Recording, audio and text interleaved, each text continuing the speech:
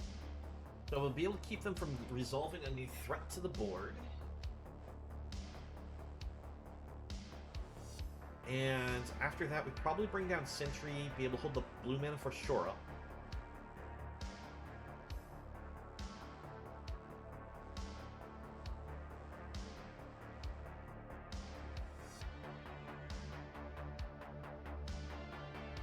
Depending on what they try to cast.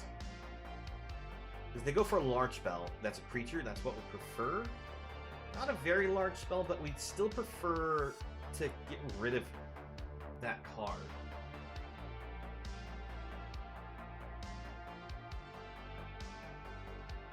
And having that 5 toughness does make it a bit of an annoyance.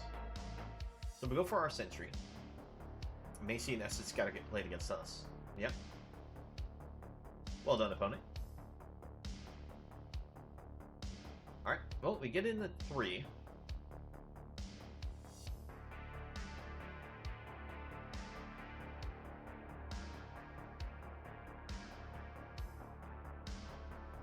Now, the multiple reasons why I didn't want them to get Spawn of Turd. One, because it just got that huge toughness.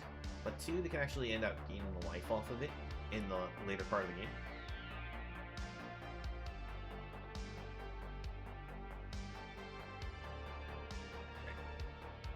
Scavenger to board.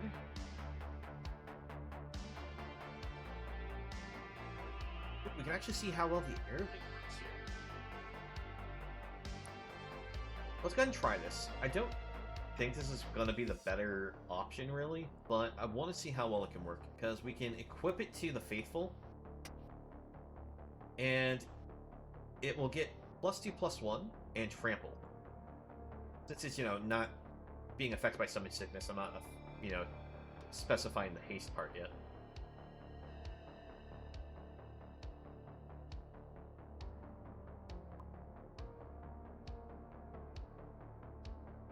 Alright, so I'm going to kick an Illusionist. Gives him a 3/3.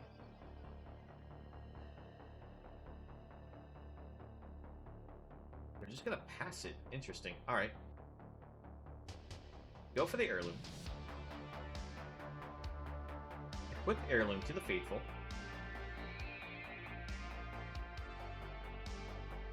Send the Faithful in.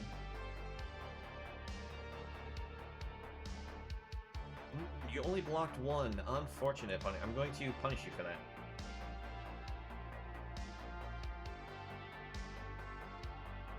Oh, do you actually have a removal spell to punish me? No! Well done, opponent. Well done, well done. I knew I should have probably just let it slam.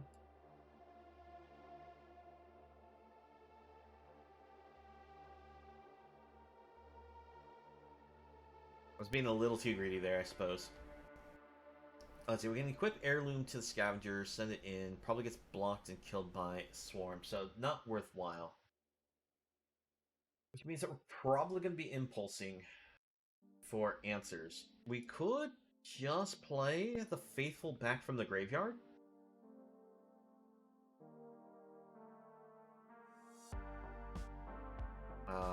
No blocks. Let's see how much we can endure here. See, if we play Figment, Figment can get in, but it's not really helping us a whole lot. We can bring out Rana.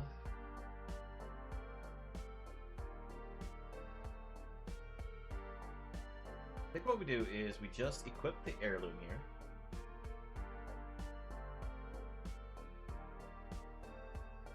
Pass it to the opponent. Hold up the block with Scavenger against Terror.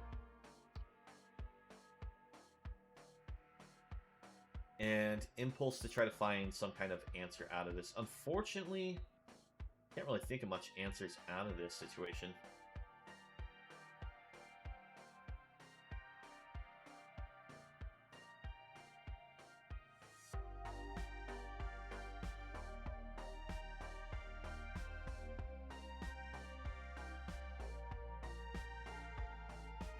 Opponent's playing it safe, holding the Swarm back.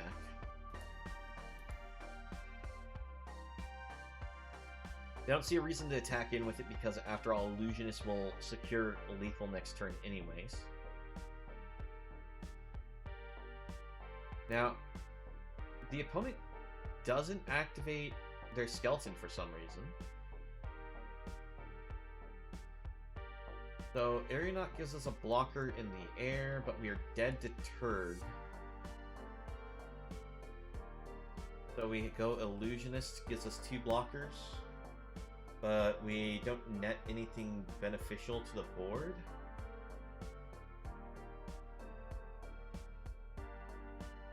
So, best draw is Untapped Land.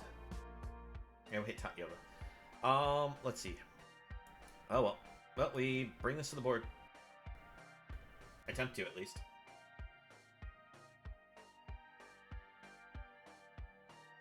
Yep. And unfortunately, that's just going to be the end of this one. Because if we hit an Untapped Land, we could have brought the Figment, used that as a chump block against Turd, and been able to block Illusionist. But yeah, no, we'll go ahead and give them the GGs. We'll tip our glass to them.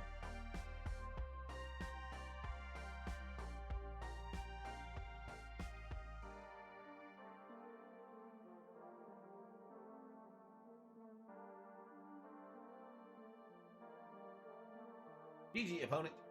You win it.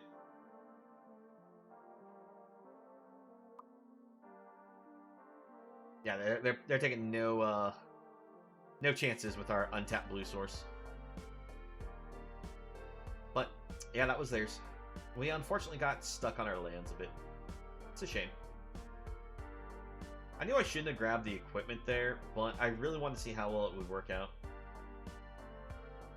And to be honest, it wasn't a bad card. It just was a case of they had the answer with Urborg. If I just let the cards trade, they still had the ability to bring it back. Yeah, no, we weren't in a good position there.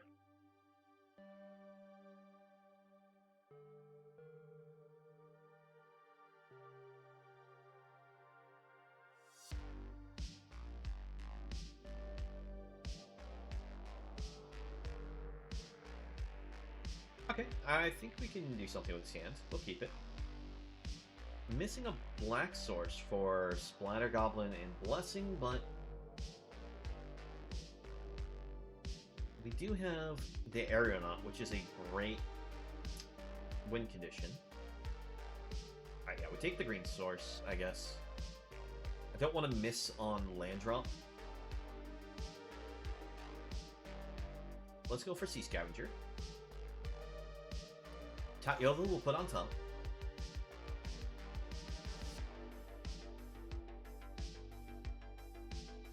The opponent attacks in, we definitely take the block against infantry. Willing to risk the trade there.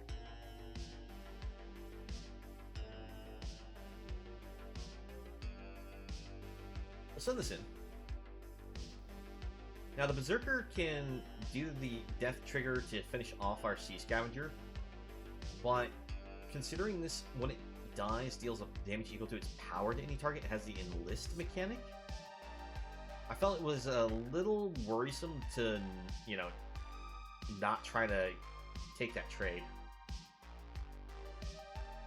Alright, well, we go for the Aeronaut back to the board. Land as well.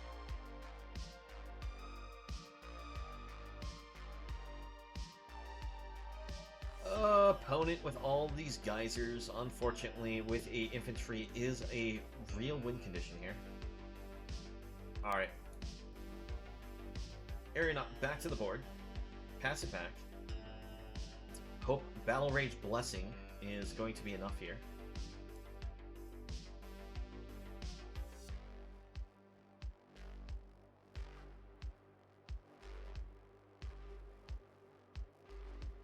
Okay, so opponent has the Tainted Soul. I could have gone for Battle Rage Blessing beforehand, but I was worried they had some kind of cantrip that would... I mean, something to play in response, and like a counterspell, and I should have just played to the counterspell. Alright, let's get double Splatter Goblin to the board. Attack in. try to find a land.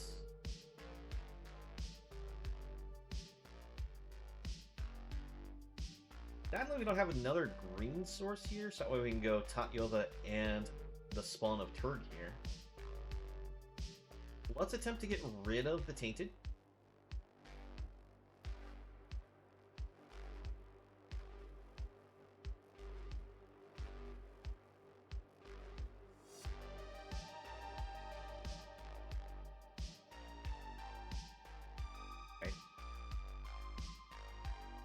They haven't had any destroy cards yet.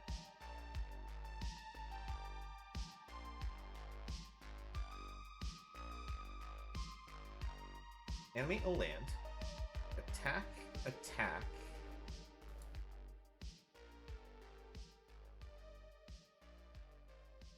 Grab another land. Now, Coral Colony can mill us and, you know, stop whatever we put on top of the deck with the Aeronaut. But with Tatyova on the board, getting lands is good. Even with them potentially killing Tatyova, Spawn of Turd comes down, and we can still make use of the lands.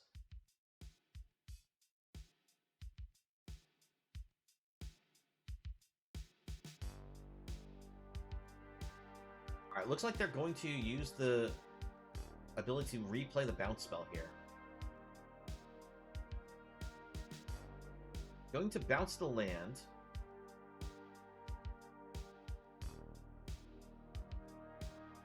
Oh, did they find also a destroy? No, they didn't. Okay. Oh, we mill double land. That's fine. We'll take the hit. Spawn of Turd. Land. Animate blue source. Scavenger.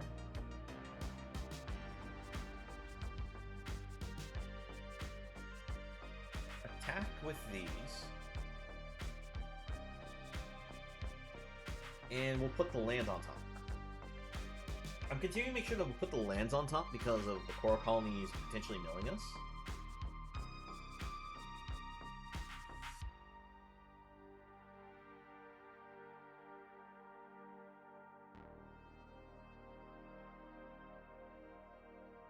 Alright, another geyser.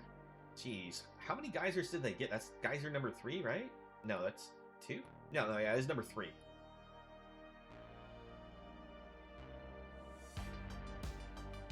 Alright, they hold back for some reason. We will put that into the graveyard. Animate the black source here.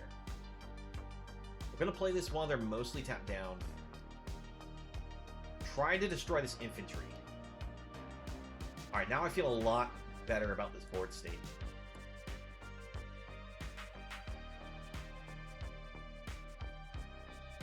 And we'll put a land on top. Up on the string.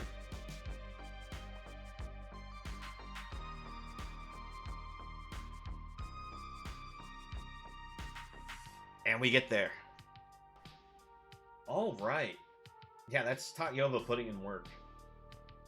Now, because they only had these bounce spells instead of, like, deal, like, 3 damage or something like that to finish off our Tatyova, we were very lucky. The fact that the opponent was willing to trade off the Tainted against our Goblins was because I guess they were worried that we'd get this to, on our side of the battlefield. Because, if you're not familiar with this, at the beginning of your end step, you have to choose one that hasn't been chosen. Then it's draw a card, each opponent loses 2 life, gain 2 life, deal 3 damage to any creature or planeswalker, and then give it to your opponent. So it keeps going back and forth. So the trade, I think, made sense, but at the same time, it was one of the reasons why you don't necessarily want to bring this card to the board super early in a match. Because if a board state stalls out, and your opponent gets this, they can usually use this in a way that can beat, like, you lose to it yourself. Still a very strong card, not saying you don't play it. Just make sure you're mindful when you bring it to the board.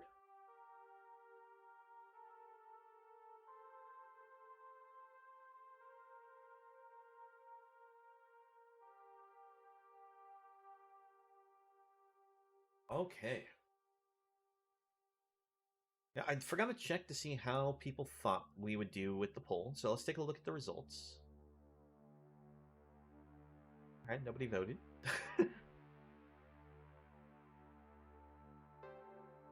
So I guess, yeah.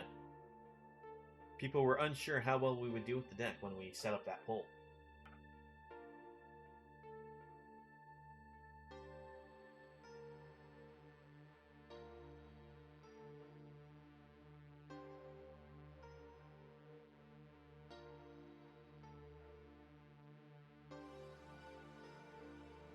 Okay, on the open, while we might be missing double black for Sholdred, I like the look of the hand for the most part. It's also a little awkward that we just have a whole bunch of 4-drops. But Splatter Goblin on 2 should give us at least that early presence. I love the draw of the Scavenger. Alright, Wally for our opponents. Trying to think if it was a good idea to maybe just tribute to Urborg, get rid of Wally right away. This card's very dangerous because of the domain skill on it, being able to get +1/+1 for each different land type you control. Alright, well, let's bring down the Scavenger. Do we already have double black? We don't need double blue, so I'm going to get the green source. Then the Splatter. If Root Walla comes in, we can give it a block. It forces them to activate to pump. Eats up their whole turn.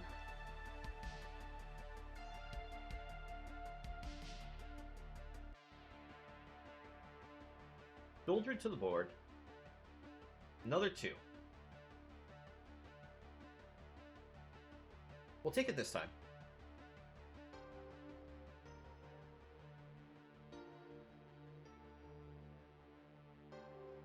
We'll play Urtai. We will kill off Sentry. For a second, I thought the game, like, freaked out there for a moment because of the screen flickered the way it did, but we got what we were hoping for. Now, the opponent's probably not going to attack with the Root Wall up. Going to probably hold it back for defense. Alright, fires a victory.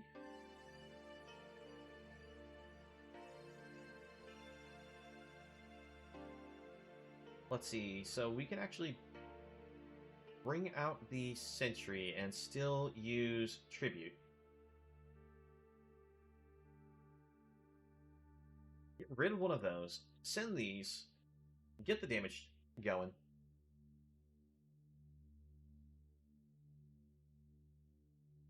Depending on what we draw, we may just cast Sheoldred's Faithful from the graveyard.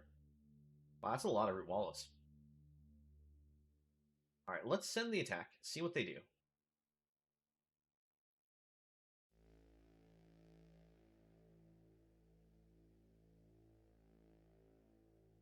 They take the trade. We'll bring out the Faithful. I mean, it might have been better for us just to play the Librarian, stack the top, and still hold up Shore Up, but I'll be honest, I'm just going to be greedy to get Faithful back to the board.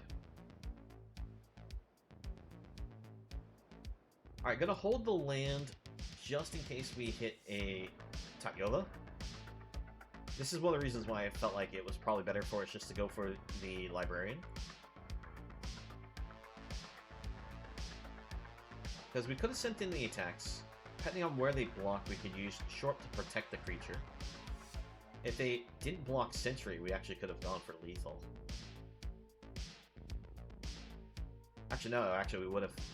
Oh no, we couldn't have gone for lethal, because we wouldn't have had a Faithful in... Oh no, yeah, we would have had lethal because of +1/+1s. So it's a shame that we lost our Sharp for that reason.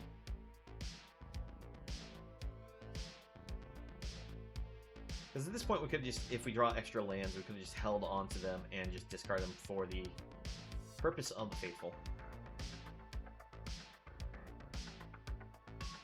Okay. Area Knot to the board. Pass it back.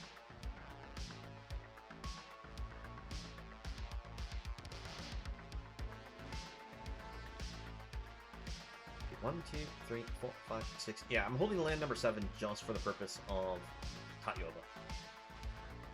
We have another land. I'll bring it down to the board and play the Sentry as well.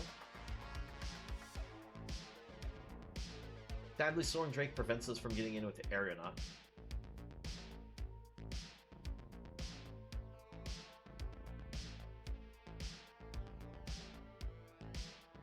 We could hit our Geyser, we could bounce Drake. I'm just trying to think like what our plays are. Oh, there's Tatyova.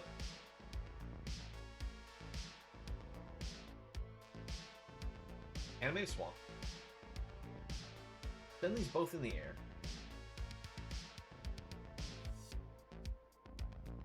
I'm afraid they blocked the Area Knot to deny the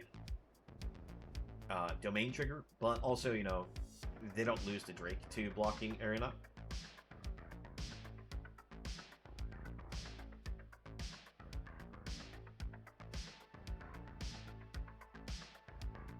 Alright, Lookout means that they can actually get value out of the blocks.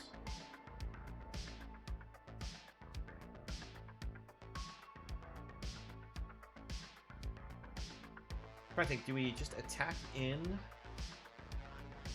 and then kick Pixie afterwards?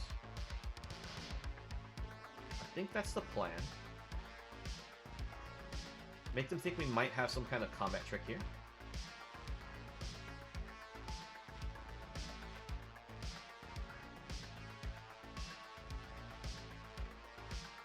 Pick the Illusionist.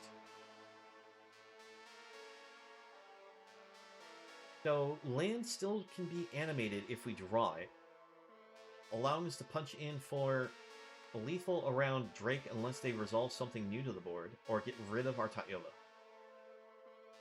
Because if they hit rid of Tatyova, obviously we can't animate lands, but if we hit Geyser, that still also is lethal for the purpose of bouncing Drake out of the way, unless they have a Shore Up.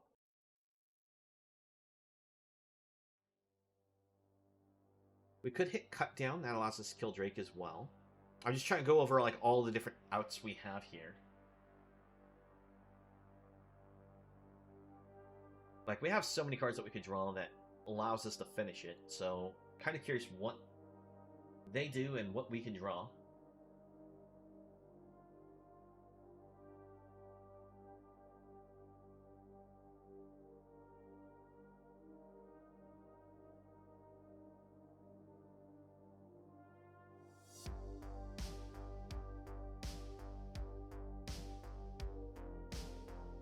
Okay, not worried about the mana worker too much. Alright, that's unfortunately a dead draw for us. Not useful in the slightest. Alright, let's first go to combat. Swing these.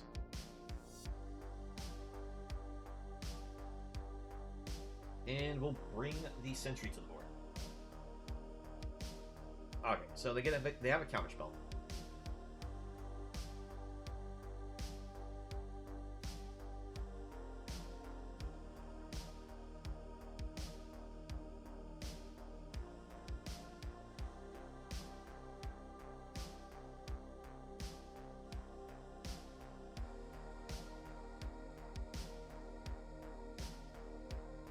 Still hoping to draw something that allows us to end this. The question is, do we actually manage to find something? Currently we're looking at the fact that we do actually have lethal, because Illusionist and Area Knot attack in, they only have one blocker. They have to have some type of interaction to prevent it. It's not like one of these is a land that's animated from Tatyova, so killing Tatyova doesn't cause them to like fall out of the air.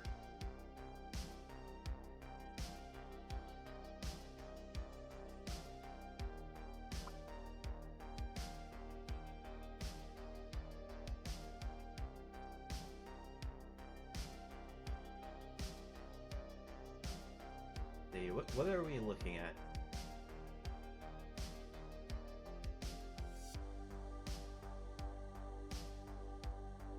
Alright, black mana spent. Now, Mana Worker can be used once to allow them to change any mana into another. So once per turn function. Alright, so Fire NATO to kill the Pixie. They had to do it now because it's sorcery speed. So this means we have to draw a land or one of our tap, bounce, etc. to deal with the Drake.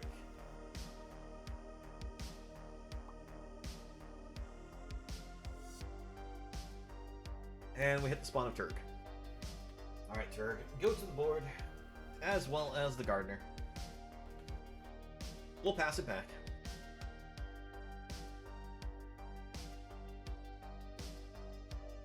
The fact that we're looking at is like, we just had to draw a land in our deck with a about 50%, almost 50% draw rate because of the number of lands left in deck.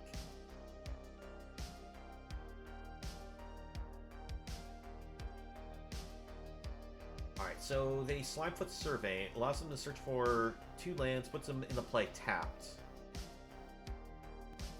But I think they were just playing that for the purpose of Academy Wall loot trigger, because you saw they discarded a land there.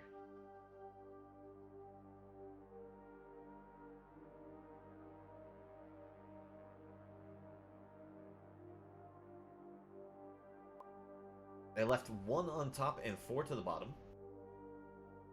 Alright, second Drake for our opponent, unfortunately. We keep the land. We animate a swamp.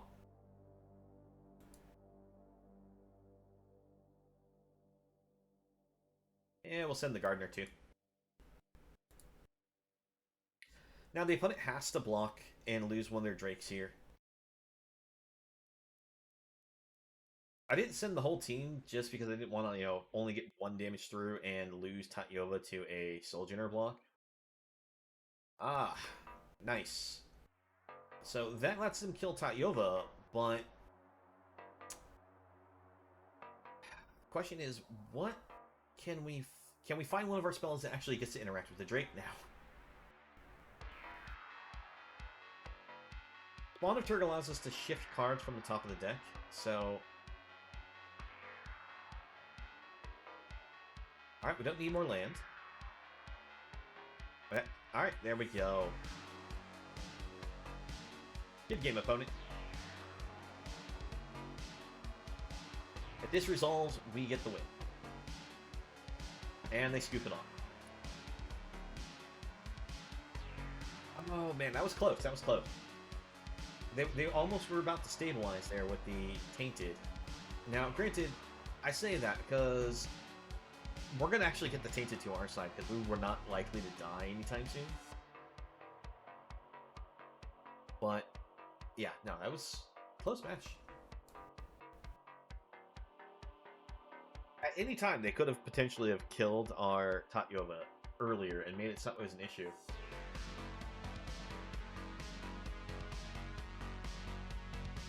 But we're up to 4 wins. So we just need a little bit more on the matches here. Alright, so ooh, boy. This open is definitely gonna be a mulligan. Like, Essence Scatter's nice, but I don't think it's is it definitely a mulligan? We have Gardener. Gardener produces mana of any color. Allows us to be able to play Urtite or Sentry. You know, we could keep this. It's risky, but we could. Tatyova's not going to be good for a while. I'm going to try it. It's going to be crazy, but I'm going to try it. Draw Figment.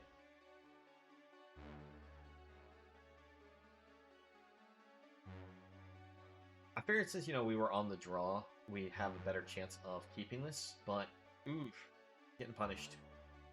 Alright, Figment to the board. Come on, deck, where's our land? Don't do us like this. Alright, Cavalier for our opponent. No! Why? Why? Alright, well, we at least get to Essence Scatter something, which is good.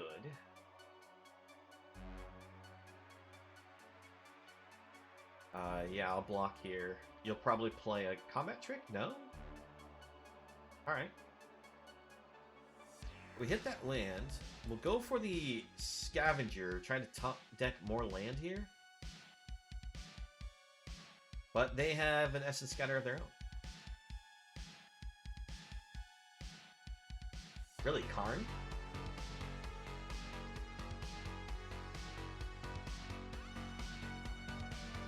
I mean, I guess you could plus it enough that the ultimate is good,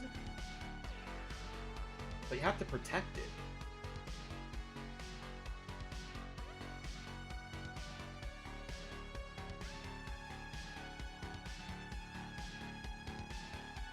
I guess they are going to be able to protect it because,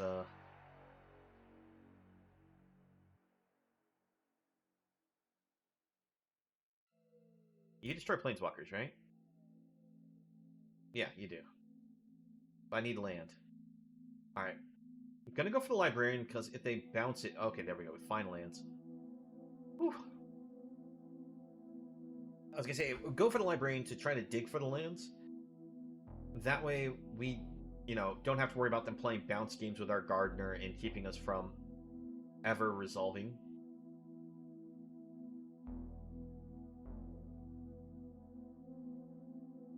Alright. Have to go for this now. Can't take a risk of them ultimating the Living Legacy.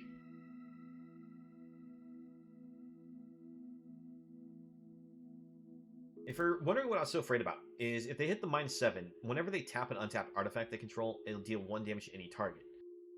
These can be tapped for mana, and you don't actually have to cast anything off them for doing the tap.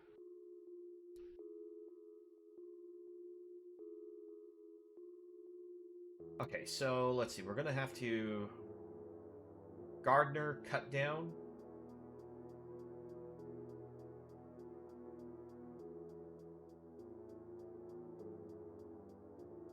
That buys us a turn here, I think.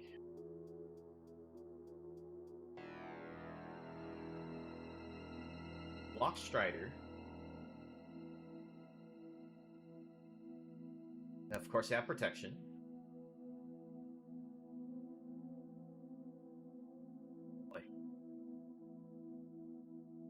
Alright, we go for Tatyova just because we need extra bodies to the board.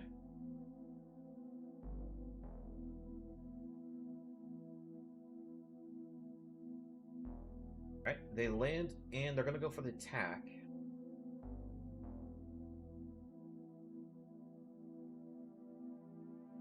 Counterspell. Can't have that enter the battlefield on us, because that would just straight kill us off the declaration. Block like this.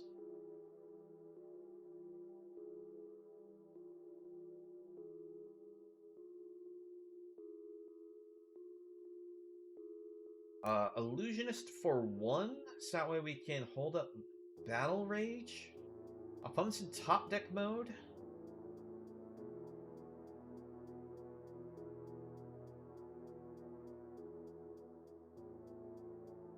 Block here. Battle Rage Blessing. Okay, so they have the Exile at instant speed.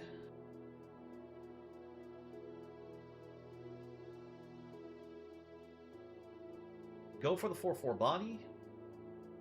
Pass it back.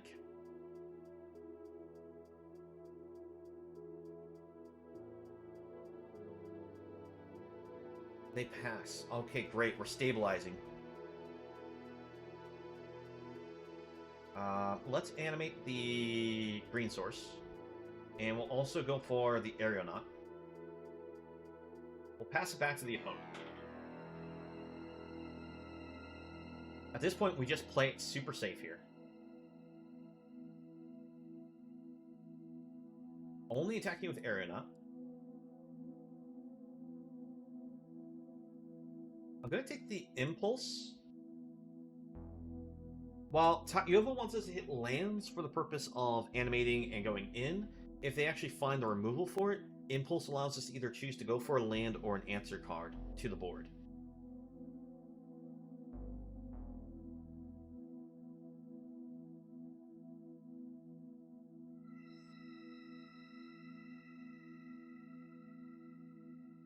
Okay, so before anything else, let's attack with Aeronaut.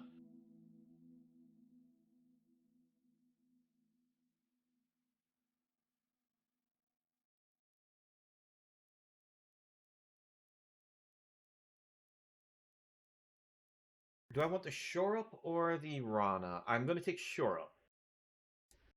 This way we can protect our Tatyova if we need to. Alright, Terror for our opponent.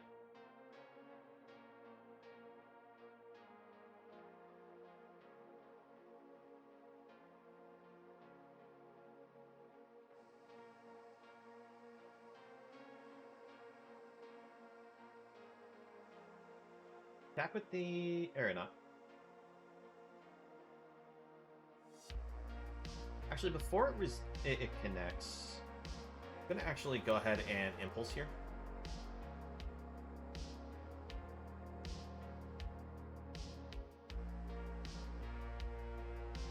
Get ourselves a land.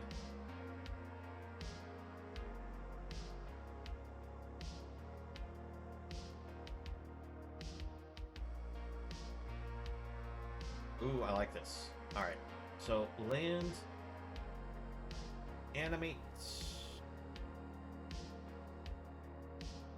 the coast, because I don't want to use this for mana, blue or green.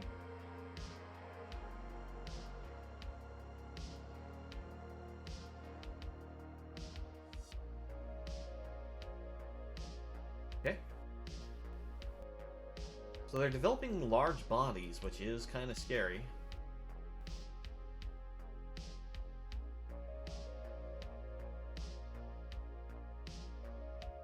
Alright.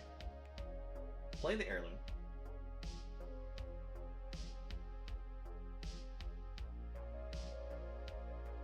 Activate Heirloom.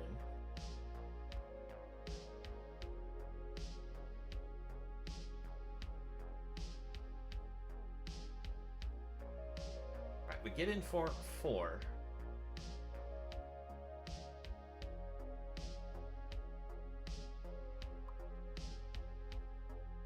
We take Geyser, we can bounce something, gain some life, feel a little more safe about where we're at. And after the draw, we can potentially...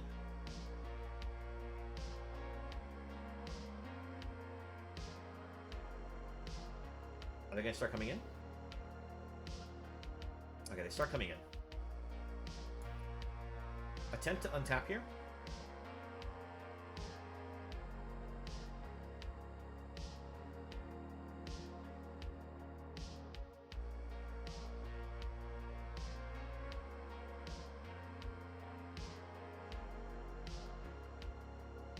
Okay, so go for blocks. Block here.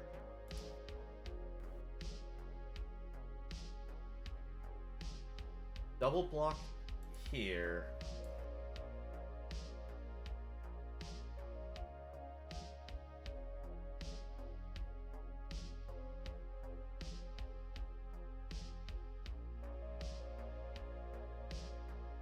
Blocks like that.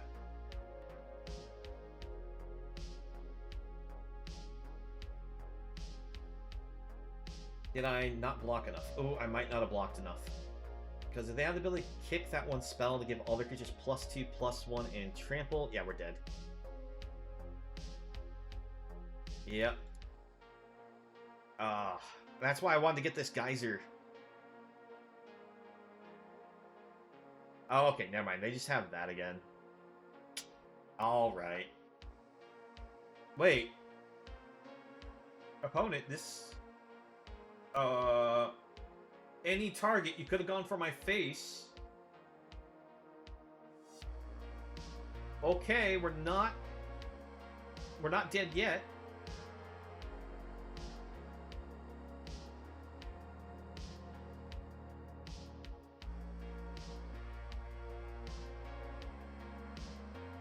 Alright. Trying to think, how do we do this? We can geyser the fairy, replay it.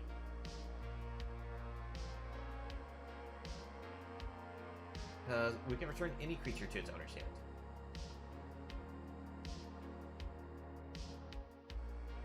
Auto tapper!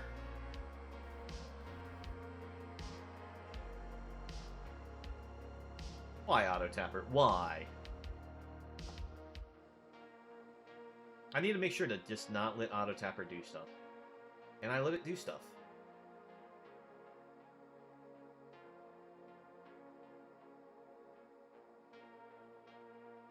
Well...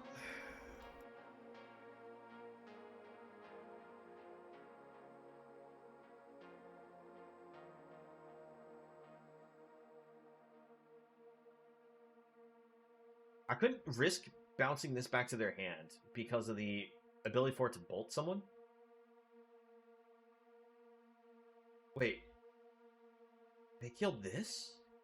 They didn't kill Tatyova? Draw? Land? Animate? Play Pixie?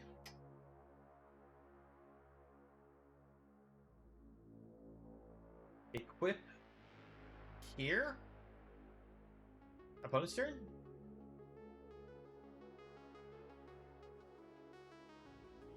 This opponent is like punted in so many ways.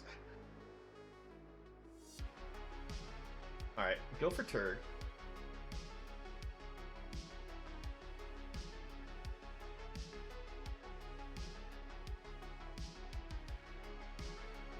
Opponent, what do you have? That's the Scatter, okay.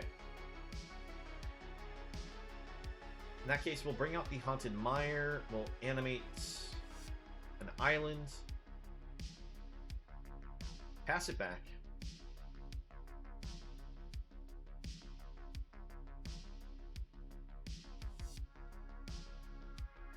See, we're technically a card deeper than our opponent.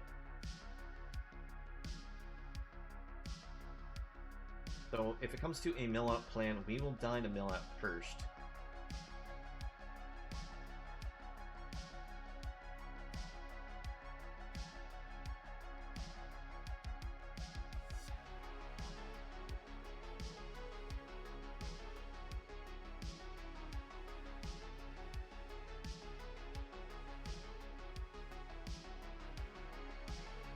That's it on the second Cleaving Skyrider, right? It's an uncommon. What's the odds that they have another one?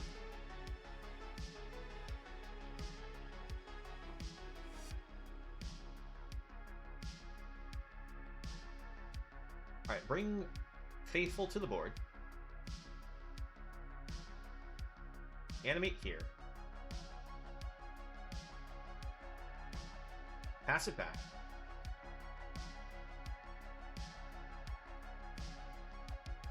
Alright, opponent brings out a Terror.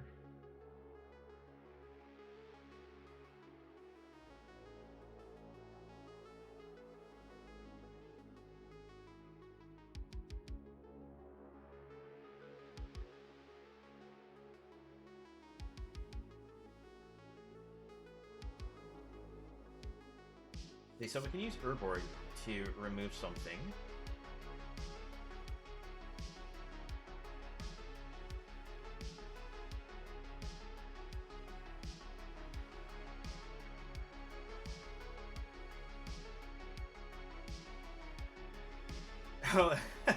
We hit the point in the deck where we actually know where some of the cards are. So our next three draws is going to be Swamp, Splatter Goblin, Scavenger.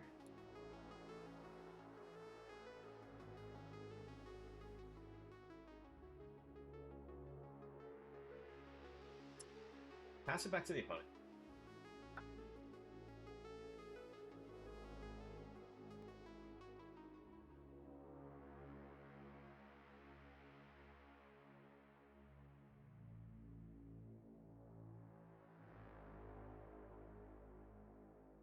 I go for the tribute here just to kill off the lookout. I'd give it the kick just in case the opponent had some kind of pump protect.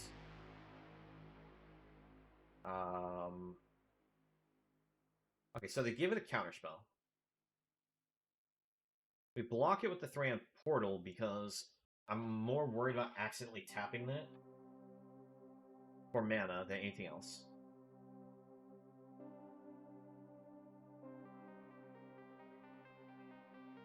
Now, if we didn't kick it, we actually would have been able to pay for the mana tax. But I still think it was okay to go for the kick. Because if they did the +1/+1 indestructible combat trick instead and give it lifelink, I think we would have been in more trouble. If we didn't play around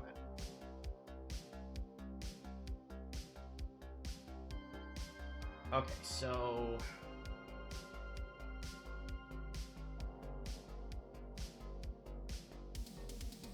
try to chip in some damage.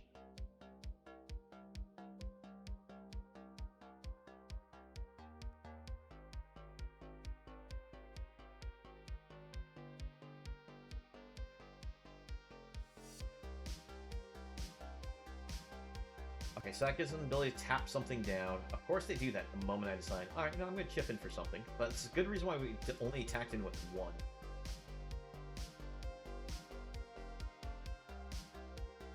Offer... double block.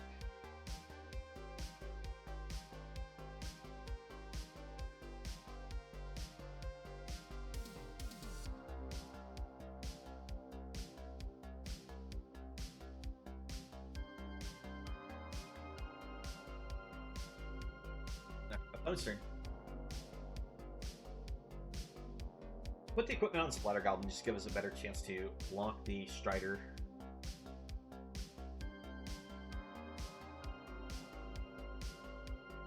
Yeah, opponent's in the bottom 4, and they scoop it up. I was gonna say, opponent's in the bottom 4 of their deck, which means that they actually deck out ahead of us. So all we had to do is play that defensive game there.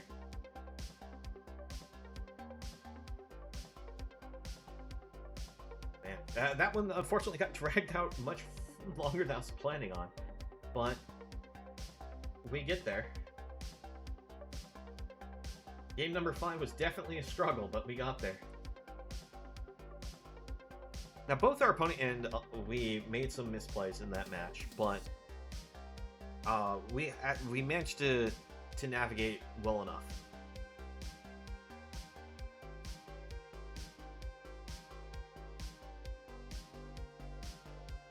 In all honesty, though, it should have been the opponent's win.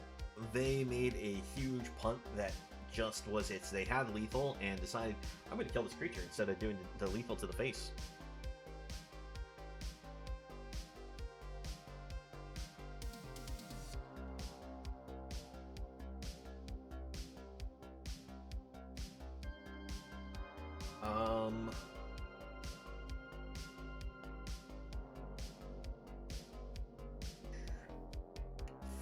Yeah, no, I'm gonna mull this one.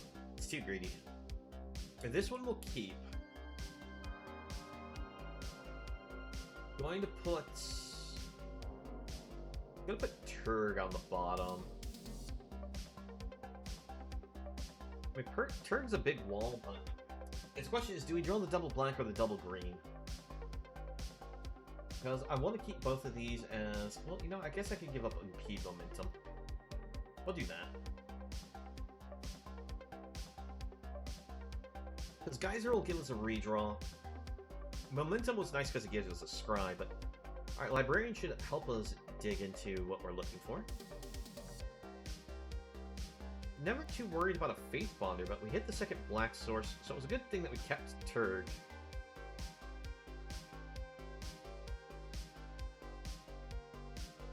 Mana Worker. Oh, that's right, we had to hit a black and a green for Turg. Never mind. But we'll bring out the librarian. We do not want these, right? I guess we could keep Scavenger. We keep the cut down? We can't keep both of them. Or could we? Because we could cut down and Geyser next turn. Basically bounce something, get a draw, cut down, kill one of the little 1/3s. And then next turn we could play Sea Scavenger, find the land. You know, that works. You have to make sure to play them in that order.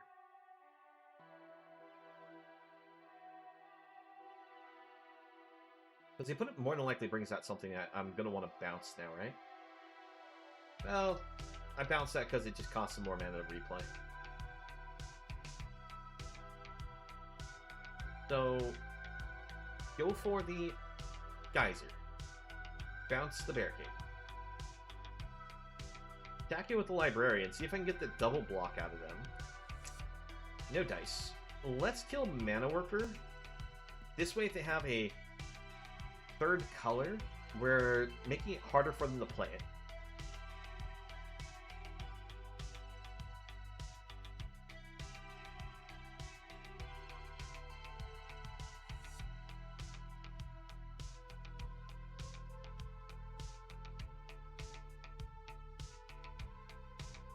Hit Urtai.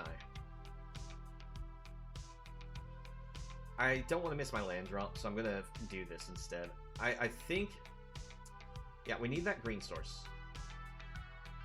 Now I feel a little bad that we did that, because we have both the cards in our hand that, like, love the fact that we have drawn lands. Okay, I'm not too worried about losing those to the Choky Miasma. That's small stuff. But let's see, we go for nothing. We hold Urtai.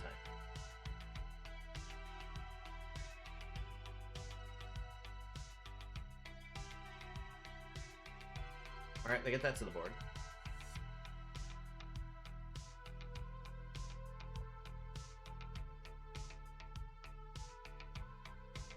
Now, we're going to go for the Figment.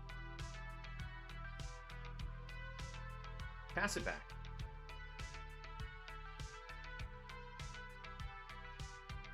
Yeah, I probably should have manually tapped this. I could have played Figment and Urg in the same turn.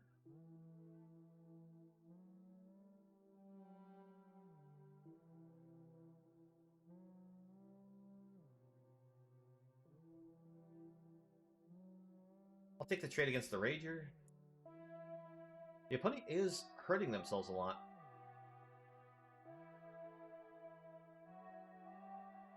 Eerie Soul Tender, not too worried about that.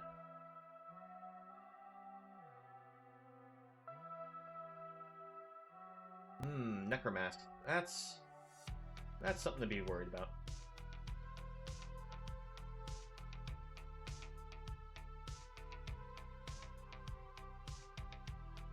I don't like how our lands are working here.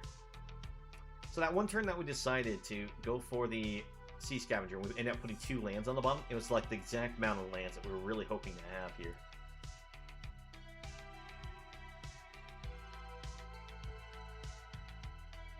Alright, we play this, destroy this, give them a card draw. Can't handle the 5/5 body.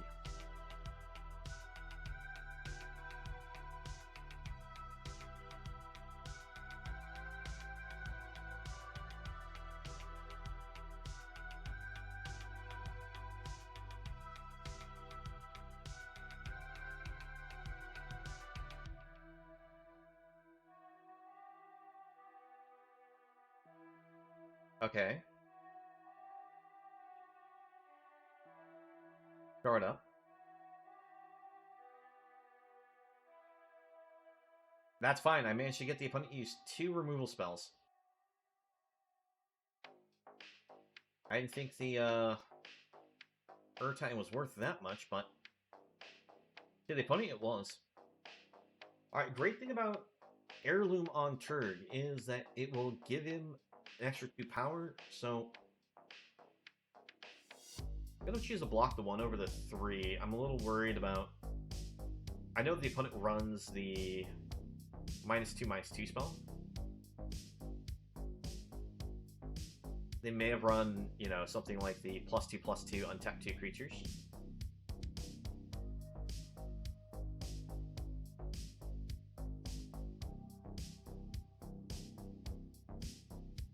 Alright, what do we have on top? Nope, you go to the graveyard. I need land. Oh my gosh, the lack of lands. Like, I probably should have kept that one in all honesty. It's still the 2/4 flyer. Gives us an answer to the Cavalier. But it's Splatter Goblins do the same for us. Does they attack in, we can give -1/-1 over there. Alright.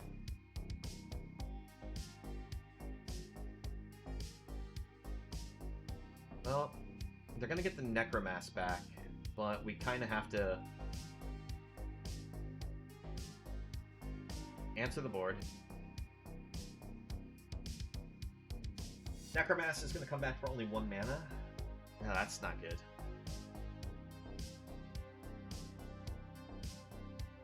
Oh, okay, so the opponent's actually going to sacrifice them for the draw. Means I don't have to worry about Necromass this turn, but they do get the value of drawing. Alright, well, we'll go with the Tatyova beatdown plan here, I guess. This isn't usually how you win with Tatyova.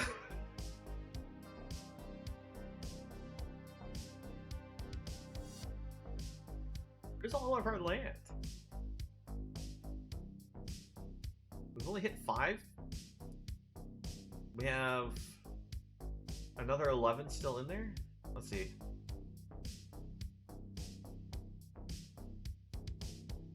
Oh, no. Wait, 5. We should have... Oh. Maybe it's because it's... 11. No, wait. Aren't we running 17 lands? How much is this going to kick for? How many instances do we have in here? 1, 2, 3. That is enough to kill off Necromass.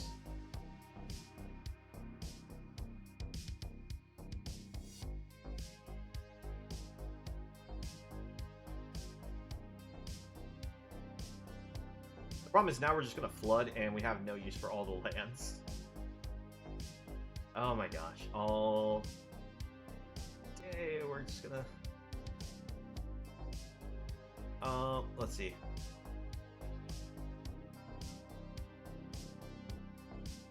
I guess we'll take the... Oh, I did... Okay, good. For a second I thought I clicked the wrong thing. I was trying to get the Battle Rage Blessing.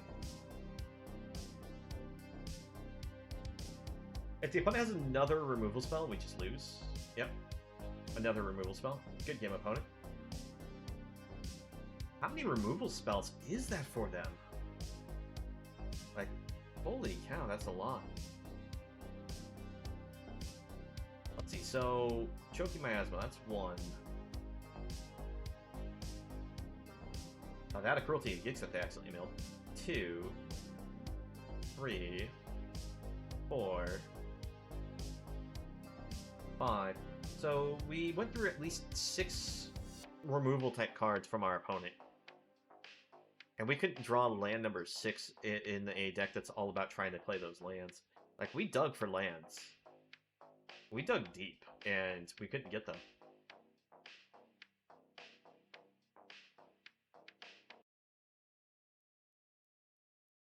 Alright, well, that's our second loss. We're still at 5 wins. We have one last chance to try to see if we can secure 7. But here we go. Attempt for win number 6 here.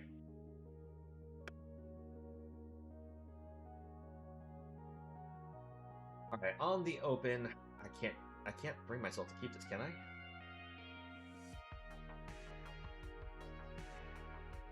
We have Battle Rage's Blessing, which we can't really make use of. We have Tribute to Urborg, that can be used. Gardener means man of any color, we can play it. Scavenger can be played off the Gardener, but I think we hit mulligan. It's a little better, a little worse. We'll try keeping this one, but we'll send the... we'll send short to the bottom.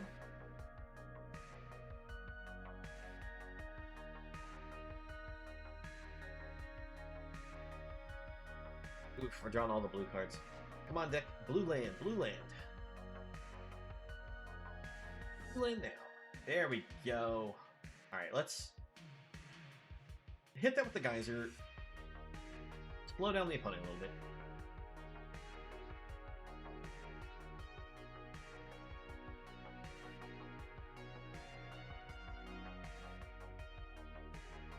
Let's see here. Let's go Black Source, Splatter Goblin. Hold up the Essence Scatter, because they're going to probably play something big here.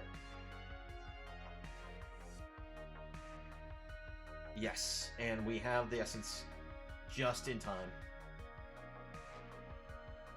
Let's go for the Aeronaut. Black-green source, chip in 2. This is a very strong card, and I'm glad I held the Essence Scatter for it. Because even with them only having 3 different lands, it's still a 6/6.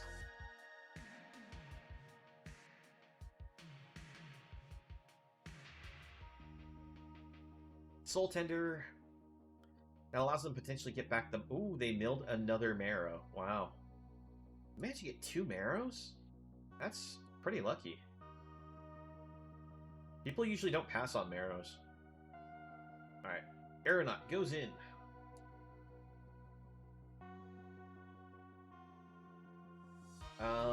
Let's see here. We will stack...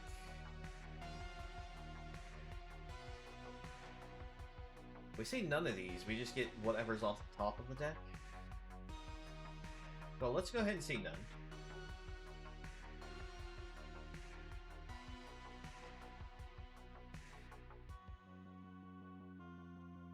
That's one of those fun things about these cards that allow you to stack the top of the deck. You could just choose, wow, a repossession. Ooh, and they're going to be 8/8s. Oh no. Oh no, oh no, oh no.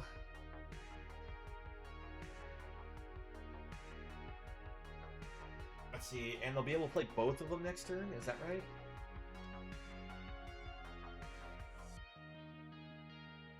And we hit a land. Let's get in with the Aeronaut. Tatyova, there you are, perfect. We don't play the land because we want that land for playing with Tatyova. We hold up the Tribute to Urborg because we're probably going to have to play it as a combat trick to kill off a Marrow.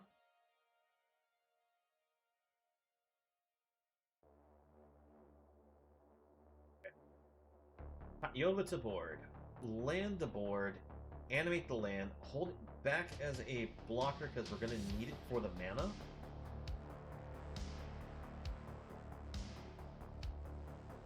Greedy for the lands for Tatyova. Hope the opponent doesn't have an answer for it.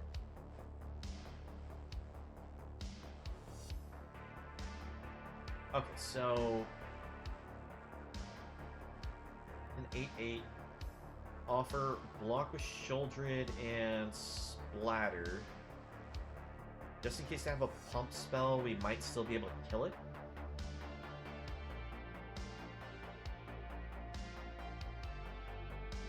Go for Tribute. Shrinks down to a 4/4. Only kill Sheoldred.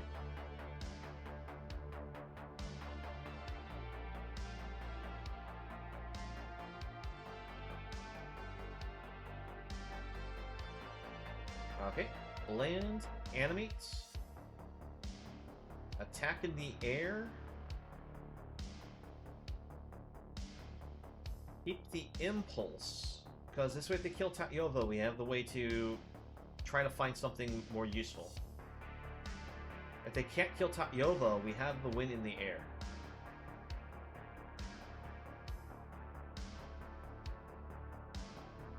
So, I think they topped that card, which means Prodigy can add it to hand. They'd only top it if it was a removal spell, right?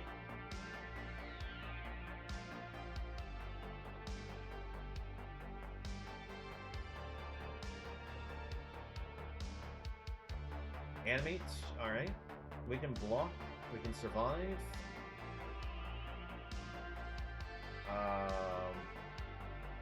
Okay, no blocks.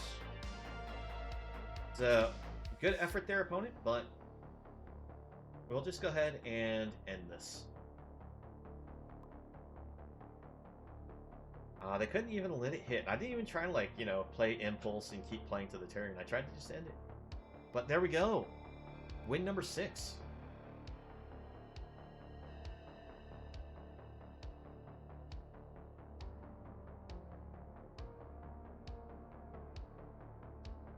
Skyblade Samurai, not a bad card, but it's, well, not bad for drafting.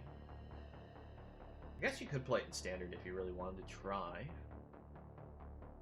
It's just kind of mediocre in Standard as well. Alright. All the marbles on this last one here. Can we get to 7?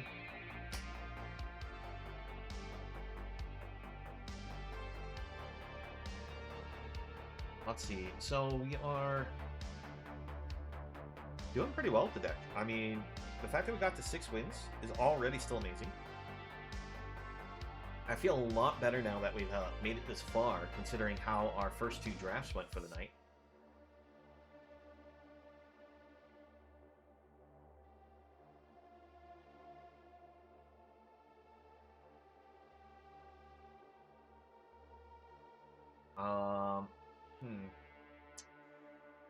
This one is going to be a mulligan. I'm gonna risk the keep here. We will put Urborg on the bottom.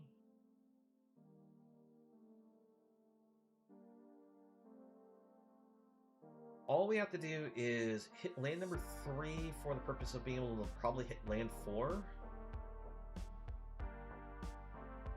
Give me mana of any color.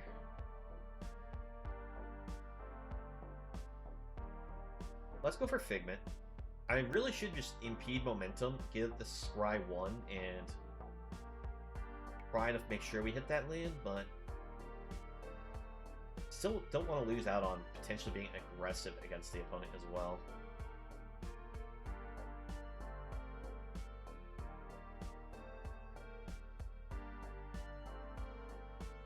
It's more likely the opponent attacks in for 2 in the air, and if they bring another Bonnie to the board, we can use impede momentum, keep that from attacking in. But alright, the opponent's going to discard draw, so they might have missed the land drop. Oh, they did. So do we.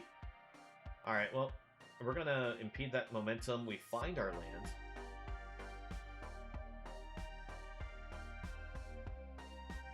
See, we find a black source, so I think what we're gonna do is we're gonna go for Librarian over Scavenger. The reasoning is, if we hit more than 1 land after, this means that we can actually still keep the lands on top instead of sending them all to the bottom.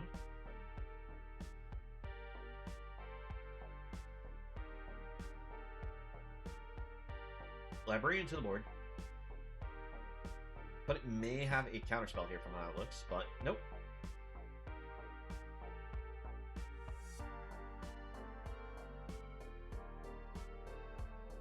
Alright, they're going to Impulse at the cost of a life because of the portal.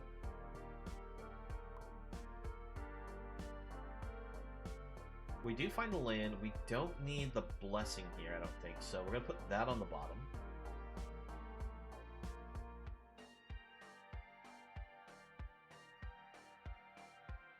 Both our opponent missed, we both missed our land drop 3, but immediately start finding our lands. Alright, Aeronaut to the board. Pass it back.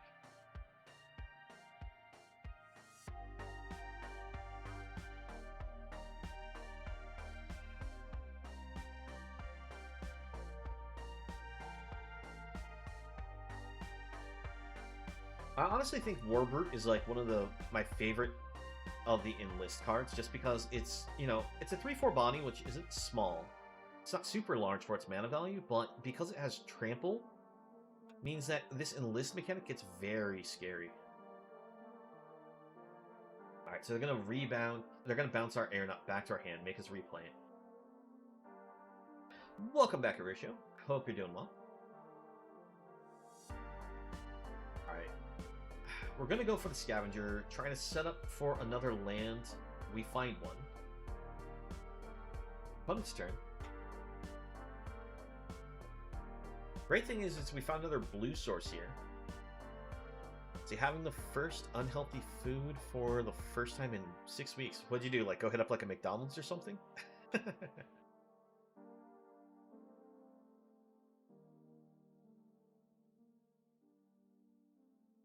Lightning strikes.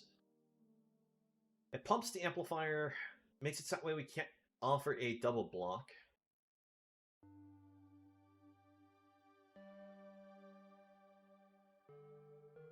Hey, I mean, nothing wrong with, you know, treating yourself every so often, right? Alright, we'll go for the Aeronaut. Pass it back. Nah, just some kebab from... How's a kebab unhealthy? Actually, I can think of how that could work, but...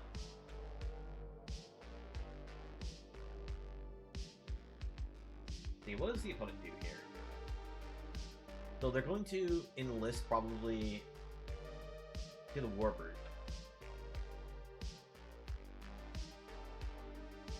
Yeah, I've been on a diet for 6 weeks straight, so I want to reward myself. Yeah, one of those things is, if you're going to reward yourself on a diet, just make sure not to overdo it. It's very easy to accidentally fall off dieting by rewarding yourself too often.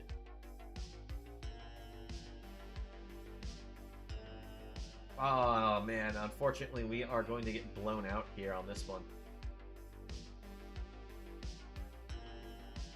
So we'll attack in, see what we can stack on top. Spawn of Turd, we can't even play, can we? Oh no, we could. So if we survive, that's probably our best bet here. Like half the ramp is usually is. Oh, okay.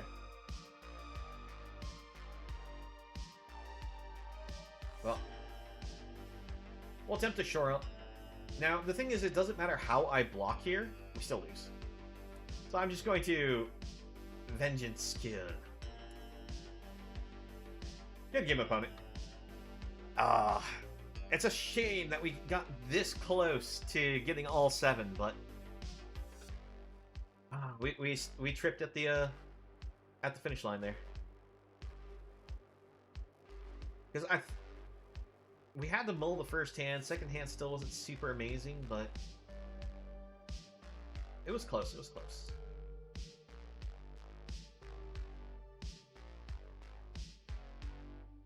Yeah. I mean, if you're interested to know what we ran, this was the deck idea here. We didn't actually have anything superly costed for bombs, but we had the flying plan with the Aeronaut. We had some control with Urtai. We had, you know, decent reach body, Faithful. We had Turg and Tatyova as like our primary win condition. And with how we played ourselves, we could usually stall ourselves long enough that Tatyova would show up and we could win it. Now, I'll be honest, the Hero's Heirloom, I was trying it out because we had so many legendary creatures. And I do think this was actually kind of a cool equipment to play with. And just probably still not the best deck for it. Although it did come in handy once when we could equip the lands with this and still give it that, you know, that +2/+1. It just, we wouldn't get the trample for the purpose of the lands. But nonetheless, it was great to see how well this worked out. I'm not sure what we could have really done to improve our odds here, because we never did see certain bombs go around for the draft. Because I really would have liked to have gotten a Tolarian 5/5 for the deck. Just because we do run a lot of little instants in to, you know, round out how we were playing. But it wasn't that bad. By the way, the Thran Portal, it's painful, but when you're needing mana fixing for anything that's 3 or more colors, it does come in handy. So don't like think that this is a horrible card to pick up, But I'm not going to say that this is a you absolutely need that like you should absolutely like rip this if it's your rare out of the pack. Like you can pass on this, but if you're like at the point where it's like okay, you know, getting a mana fixer doesn't hurt. Well, I guess this one does hurt. All right, well let's claim our prize. Well, let's see what we actually got out of our packs here. We got like 9 packs to go through. Sadly, tonight we didn't do super amazing. We ended up doing a 1 in 3, a 2 in 3, but we did manage to end with that 6 in 3. So let's see, a Timeless Lotus. That's pretty good. There's actually a white-blue deck that is really cool to play with this because you use the Teferi that sets the sun, so that way you can, you know, float the mana with the Timeless Lotus, use Teferi, untap it, float more mana, and, you know, you have 10 mana right there. Not to mention that you can also tap and untap one of your lands with Teferi within the same activate. So you're really looking at up to 12 mana, and that's not even counting, you know, the other lands that you may have had on the board. So all you have to do is find something to sink all that mana into and just profit.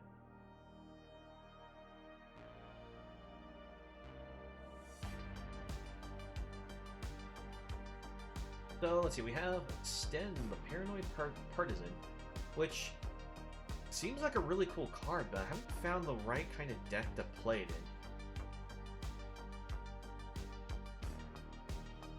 in. You can even eat half of it. Half of the hand. Well, at least you enjoyed what you ate, right? I really love the art on this thing. It looks so cool. But the Defiler flesh, I mean, that's the important part, is that you're getting the chance to enjoy it. If you have the ability to like store it away for another like time to treat yourself, there you go. Oh, man, the Black Defiler, I think is supposed to be like one of the weakest of the Defilers, just because it's a temporary pump of +1/+1 in medicine until end of turn. And with how tight all the mono black cards are right now, it's so hard to think like where you would put it in a mono black deck. Because it after all, it only triggers once you cast black permanent spells. I mean, hey, it's great that you found something really good to enjoy.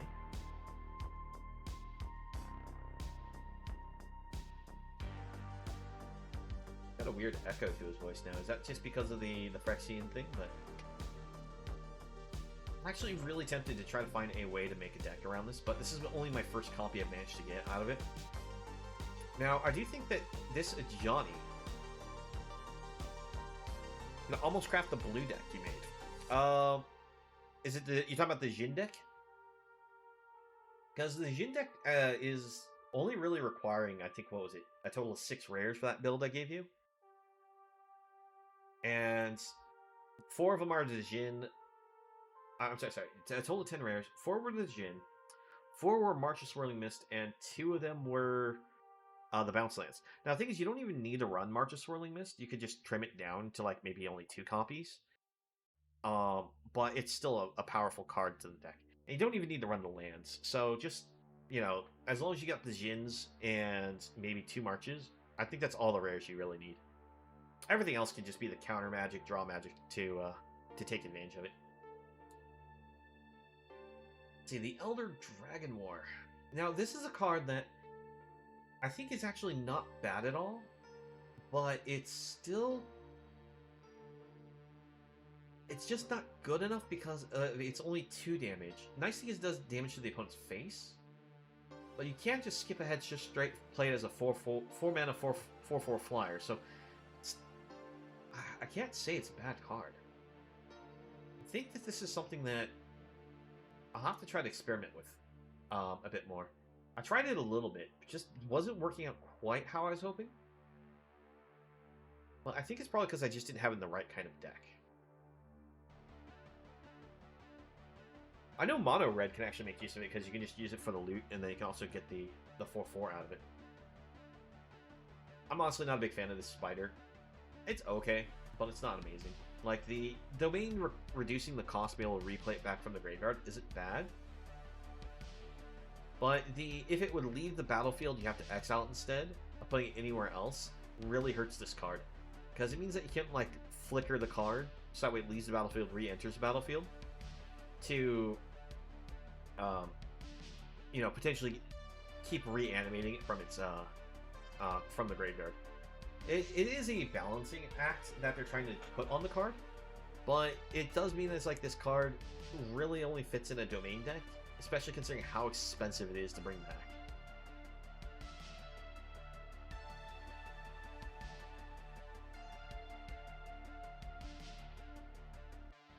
As for Bearer of Blades, not a big fan of this card. Like, the only thing that's really cool about it is the vehicles you control have crew 1, means that it has some plays kind of like you can do with, like, Greasefang. But it's just not there. And the equipment requirement means that you could just use Brunor, which just gives you the free movement on equipment, and then gives you the extra passive pump to all your cards. I guess the only nice thing about this is it does help you dig to find said equipment or vehicle. So I guess it has that over Brunor. I don't know. Both of them have their purposes. And I think Bearer of Blades probably is better than Brunor in the longer run. But I'm torn. I'll be honest. I'm just a little torn between the two. Because they're both 4 costs. Ravaz of the Claw. We've got to make ourselves a dragon deck at some point. Just because this card just screams play dragons. Because not only do you get to tap this for any like 2 mana of any color combination to play dragon spells, but you can, once during each of your turns, can cast a dragon from your graveyard back to the battlefield. Now it does have when it dies you exile it, but this is the great thing about it. It's a death trigger to exile, not a leave battlefield exile. So you could end up like bouncing it back to your hand or flickering it, and you could have it go back to the graveyard and replay it still from Ravaz's effects. Now, I'm not sure how much you'd be doing that with it in the black-red the way it is, but I think we could make a Rift deck with Ravaz and doing some loot mechanics, and I think it could be cool. I just have to get the copies of the cards is my only issue.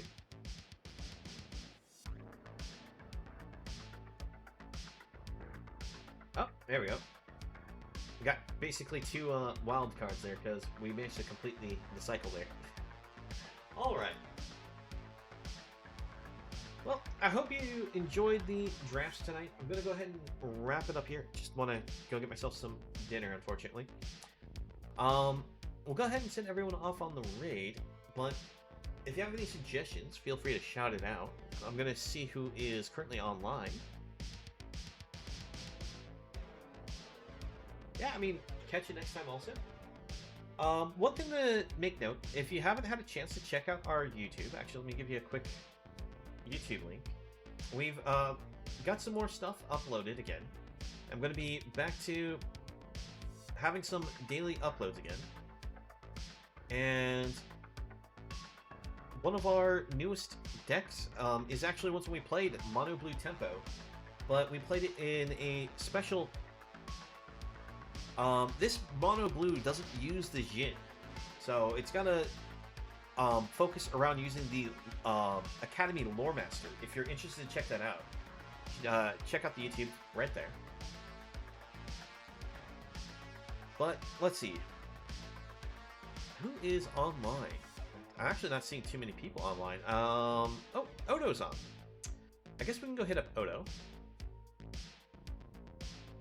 If you're not familiar with Odo from Odo Picks, they are a person who does a lot of drafting, and they also do some constructed format as well. I'm not entirely sure. Let's see. It looks like they're doing some more standard format tonight,